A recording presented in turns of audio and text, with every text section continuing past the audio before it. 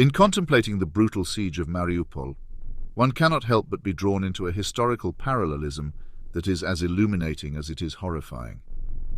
This beleaguered city, cradled by the Sea of Azov, became an emblem of Ukrainian tenacity in the face of a modern-day imperialist aggression by Russia, a stark reminder of the cyclical nature of human barbarism. The siege, in all its grotesque ferocity, was not merely a military operation but a deliberate act of terror, a calculated attempt to crush the spirit of a people who dared to defy a despot's expansionist fantasies. The Russian state, under the guise of a distorted and perverted sense of historical entitlement, embarked on this campaign of destruction, betraying a deep-seated imperial nostalgia that is as tragic as it is dangerous. As the bombs rained down on Mariupol, reducing its buildings to rubble and its streets to graveyards, one cannot help but be reminded of the sieges of Leningrad or Sarajevo. Yet there is a distinct nuance here. The aggressor claims a shared heritage with its victim, a twisted kinship used to justify unspeakable atrocities.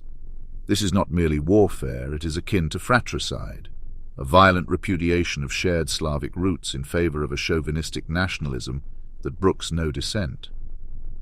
The resistance of Mariupol's defenders, a mixture of military personnel and ordinary citizens, was nothing short of heroic. In their resilience, one sees the embodiment of Camus' rebellion, a refusal to succumb to the absurdity of their situation. Their fight was not just for land or sovereignty, but for the very essence of human dignity against an overwhelming machinery of oppression. This siege, much like the relentless bombardments of Guernica or the bloody shores of Gallipoli, will be etched into the collective consciousness as a testament to both human cruelty and courage.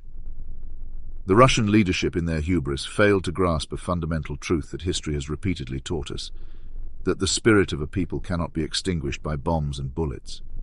Instead, they have ignited a flame of resistance that burns brightly in the heart of every Ukrainian. Furthermore, the siege exposes the vacuity of international systems that profess to maintain peace and order.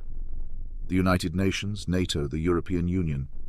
These entities, though well-intentioned, have shown a distressing impotence in the face of blatant aggression.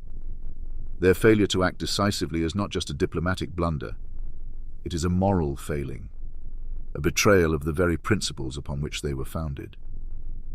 It is imperative, now more than ever, to confront the uncomfortable truths laid bare by the siege of Mariupol.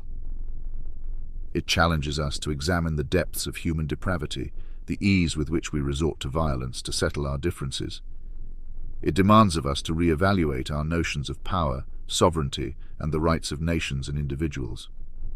And most importantly, it obliges us to stand in solidarity with those who fight against the tyrants of their time, regardless of the cost.